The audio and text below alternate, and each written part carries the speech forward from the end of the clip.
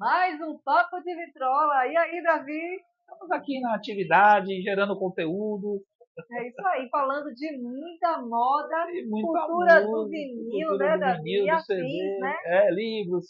O que É for isso cultura a gente aí. fala. E a gente vai falar hoje de uma icônica, que é a nossa mini saia.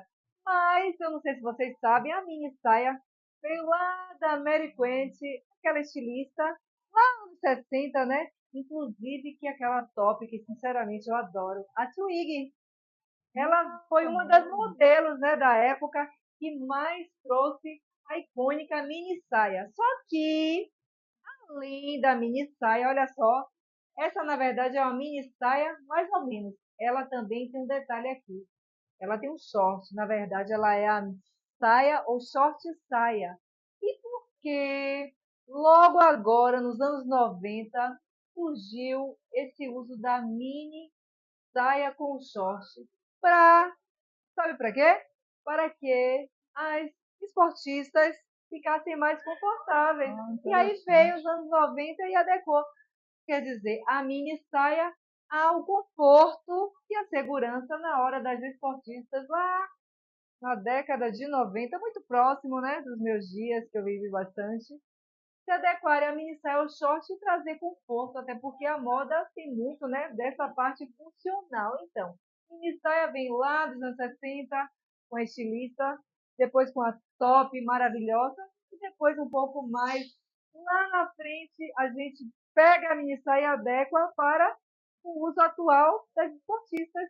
E aí, tudo bem, né, Davi? Exato, bem bacana essa história aí. É Foi de uma interessante. coisa para outra, né? É.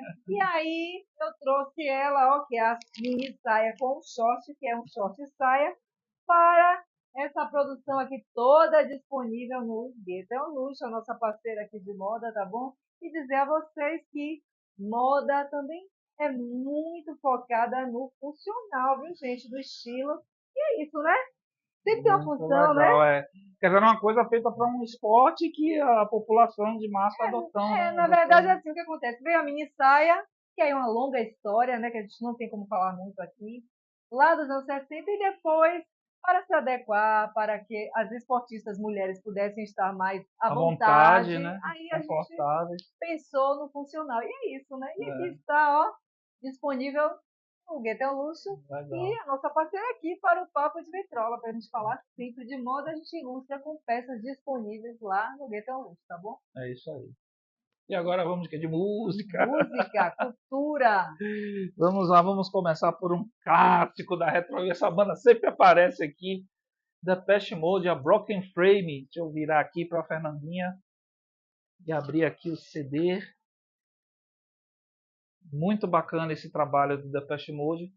Qual é o contexto histórico? Vou fazer aqui nem de Vila. É, Esse é o segundo trabalho da Depeche Mode. Foi um período meio traumático porque o Vince Clarke saiu para fazer o Yazoo, que é aquela banda famosa, né? Ele era o principal compositor e ele tretou lá com o Martin Gore. Né? E aí o Martin Gore penou para escrever esse disco, porque ele não era tão compositor. Ele até era, mas ele era meio retraído, meio introspectivo, e ele viu que ele tinha que assumir a frente das composições. Né? E aí saiu esse disco aqui. Em relação às letras do primeiro disco, aqui é um salto quântico, porque as letras estão mais maduras. Né? O primeiro era uma coisa mais adolescente, que era a visão do Vince Clarke. E aqui, a partir daqui, até hoje em dia, a visão do Martin Gore, que é umas letras mais góticas, uma coisa mais séria, né, mais introspectiva, né? E eles gravaram como um trio, que foi o David Garra, o Martin Gore e o Alan Wilder foi chamado para integrar a banda. Ele entrou no lugar do Vince Clarke, né? Só que o Alan Wilder ele não foi colocado como membro. Ele foi um cara ali tipo quebra-galho, tocava no palco. Eles colocaram anúncio e colocaram o Alan Wilder. Então eles gravaram como um trio, né? Que era o Martin Gore, o David Garra e o outro tecladista que morreu, que eu esqueci o nome, agora me deu um branco.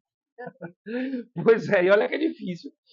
Mas logo após esse disco sair, acho que no decorrer da turnê, eles já efetivaram o Alan Wilder como membro. Era um cara que só ia ser músico de palco de estúdio e se tornou um grande membro. Ele é meio que um arquiteto sonoro do Depeche Mode, até o último disco que ele gravou, que é o Songs in Faith and Devotion. Ele fazia várias coisas na banda, ele deu Ele ampliou o horizonte musical da banda, entendeu? E esse disco é muito interessante. Outra coisa que passou a acontecer a partir daqui foi o uso de samples, que é aqueles sons gravados, né? E aí também, justamente pela essa questão de uso de samples, eles passaram a fazer uma sonoridade mais industrial. Entendeu? Ah, o cara que morreu foi Andy Fletch. Lembrei. Andy Fletch, tinha que lembrar. Então o trio que era Andy Fletch, Gore e Garra. E o Alan Wilder entrou para tocar aqui, quebra galho e ficou. Pronto. Outro clássico do synth pop, New Order Brotherhood. Esse é o 4º disco do New Order. Deixa eu virar aqui para a Naninha mostrar. Deixa eu abrir aqui. Esse disco é bem interessante, que ele tem o primeiro hit single do New Order nos Estados Unidos, que é a clássica Bizarre Love Triangle, né? Bem clássica. E essa foto aqui é uma folha de metal, para quem não sabe o que é, isso aqui é uma chapa de zinco. Ficou bem interessante. No vinil aparece melhor.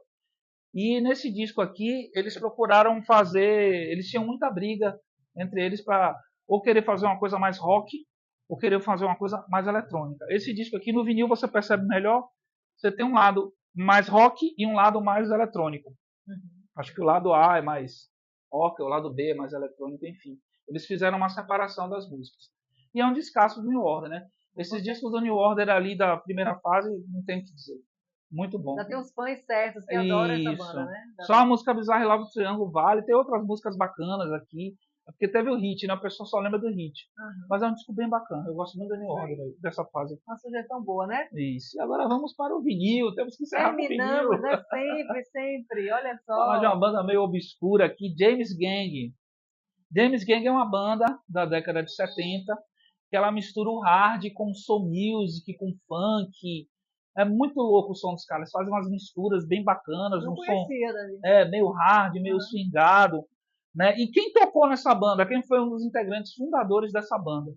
Um dos caras que criou a banda foi o Joey Walsh, que depois foi pro Eagles, que é aquela banda do Hotel Califórnia. Então, essa aí, gente. Pronto, vamos lá que eu quero escutar, que eu fiquei curiosa. Então, o Joey Walsh entrou e saiu, ficou nas duas bandas.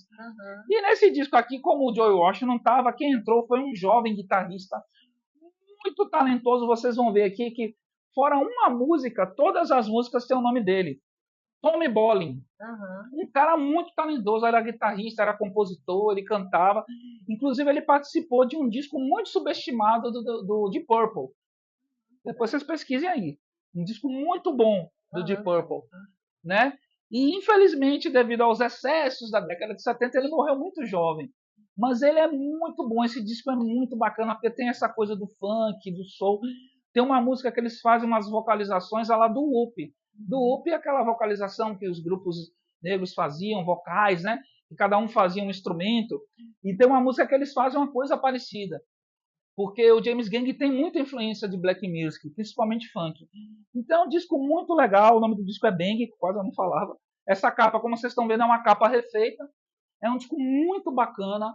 Entendeu? Para a galera sair daquela mesmice, inclusive do próprio Eagles. Quando a gente fala década de 70, o pessoal lembra sempre das bandas mais estouradas. Tipo, nada contra, que inclusive eu gosto. O Eagles, o Doobie Brothers, né? Eu adoro o Doobie Brothers, por sinal. Mas você tem umas bandas mais obscuras bem legais, como o James Gang, que é essa banda aqui. Eu tô curiosa, Davi. Agora a gente vai ouvir. Muito curiosa. Tô aqui, ó. Ansiosa, tô parecendo criança ansiosa. Agora a gente vai ouvir. Vamos lá, que eu quero gravar isso aqui. Bora.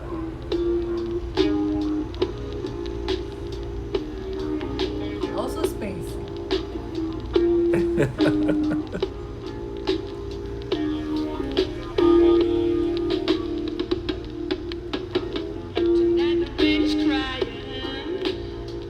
Isso da época, né? É, bem setentão, aquela sonoridade bem... Eu particularmente adoro esse tipo de som. É isso aí, então vamos lá, né? Encerrar com esse sonsaço e até a próxima. Valeu, pessoal, até a próxima edição.